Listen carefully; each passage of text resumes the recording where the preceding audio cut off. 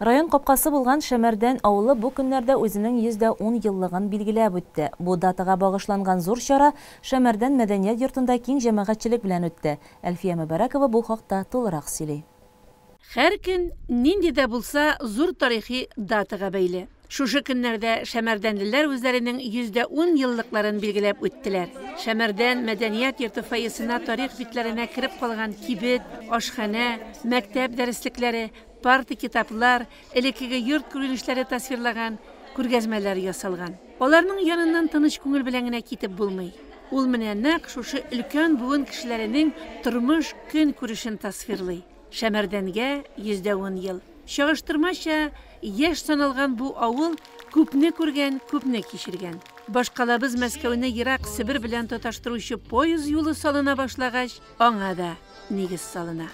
Куя чыршы урманы булган диләр.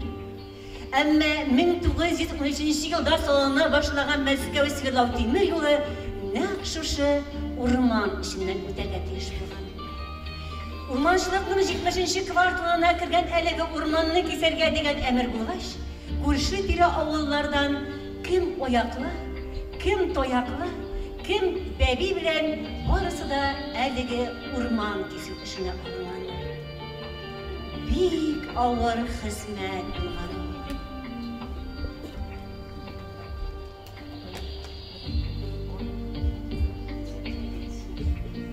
Искиткеч авыр хезмәт булганга ярдәмгә Беренче бөтен дөнья сугышында әсирлеккә төшкән Австрия солдатлары да килеп кушылган.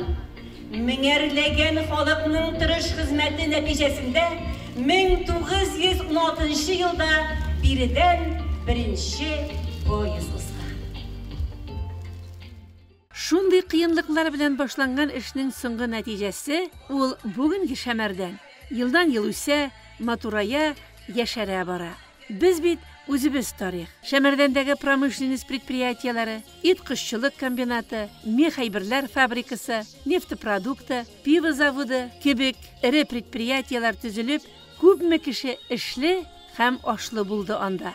Ә соңрак Уренгой, Помара, Ужгород газ үткәргечләр линиясе төзелгәч, Шәмәрдәнгә яңа заман сулышы килде. Ул тагын да яшәрде, матурланды, юлларга асфальт салынды. Без Шәмәрдәнне бүгенге биеклеккә күтәрү өчен кешебезне, тырышлыгыбызны, иҗат сәләтебезне, хәтта сәламәтлегебезне биргән буын өлкәнәгә барып, инде тарихка кереп барабыз. Әмма гомер зая үтмәгән.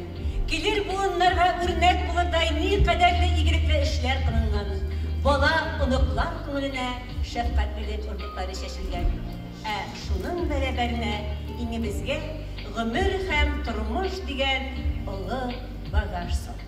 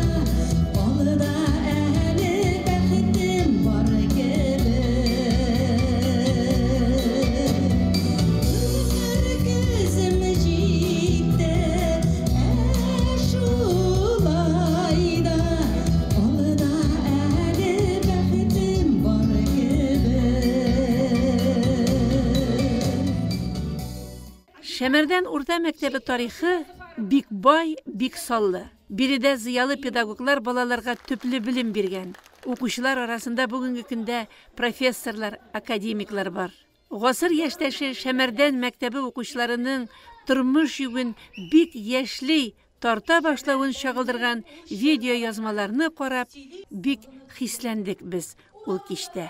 Шәмәрдәннең үз меценантлары бар. Мәсәлән, Рөстәм Кәримов. Урамнарга үз акчасына асфальт салдырган кеше ул.